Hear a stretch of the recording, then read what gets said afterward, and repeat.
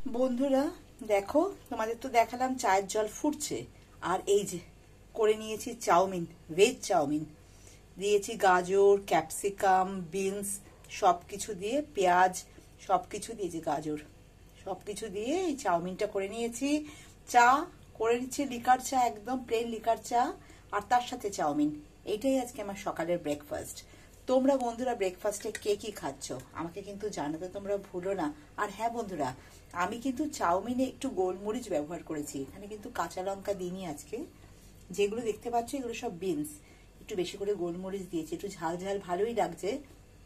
কেন কি বন্ধুরা, মাঝে মধ্যে বৃষ্টি হচ্ছে, তো এই বৃষ্টির ওয়েদারে কিন্তু একটু গলাটা মাঝে মধ্যে একটু খুসখুস করছে, ব্যথা করছে। তো গোলমরিচের উপকারিতা তো তোমরা জানোই। তো আমি চেষ্টা করি কিছু কিছু খাবারের মধ্যে গোলমরিচের ব্যবহার করতে।